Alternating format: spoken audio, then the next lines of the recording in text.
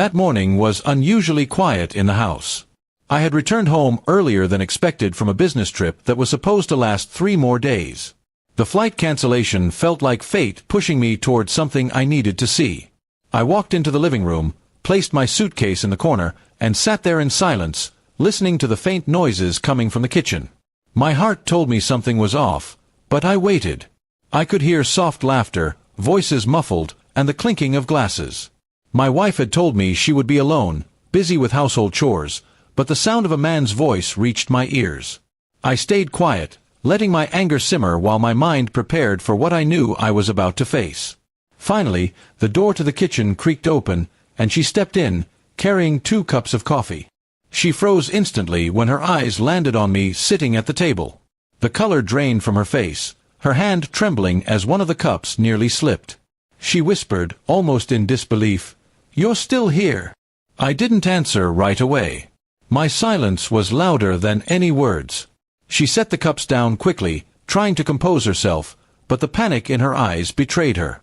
Behind her, a shadow moved, a man adjusting his shirt, clearly caught off guard by my unexpected return. The truth was laid bare without her having to explain. The man stuttered an excuse, claiming he was just a friend passing by. My wife's lips moved rapidly, trying to explain away the situation. But no excuse could erase the betrayal I felt in that moment. I had trusted her, given her everything, and here she was, welcoming another man into my home. I leaned back in my chair, eyes fixed on her, not even glancing at him. "I was supposed to be gone," I finally said. "But I guess fate decided I needed to see this with my own eyes." My voice was calm, but every word carried the weight of broken trust.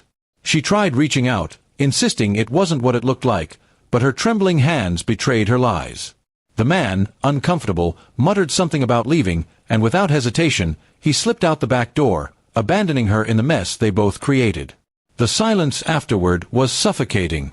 My wife knelt in front of me, begging me to believe her, swearing it was a mistake, that it would never happen again.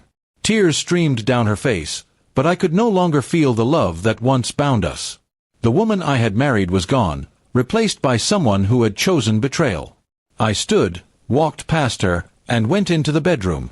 She followed, crying harder, begging me not to leave her. I calmly opened the closet, pulled out my suitcase, and began packing. The reality of my actions hit her then. This wasn't a fight, this was the end. "Please," she whispered, clutching my arm. "Don't do this. I'll change. I'll do anything." But her words sounded empty, rehearsed, and meaningless. Trust, once broken, doesn't return with promises. I turned to her one last time. "You already made your choice. Now I'm making mine." My voice was steady, no anger left, just finality. She collapsed onto the bed, sobbing uncontrollably, but I kept packing without looking back. By evening, I was gone.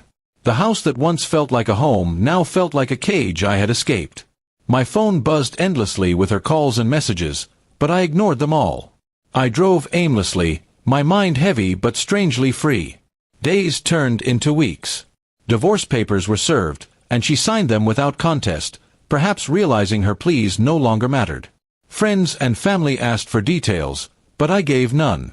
I simply said, "It's over." That was all anyone needed to know. The betrayal left scars, but it also taught me strength. I rebuilt my life slowly, surrounding myself with people who valued honesty and loyalty. The pain faded with time, replaced by a quiet resolve never to accept less than respect. As for her, I never looked back. The image of her freezing in the kitchen, coffee spilling from her hands, and those 3 words, "You're still here," was enough to remind me why I walked away. And I never regretted it.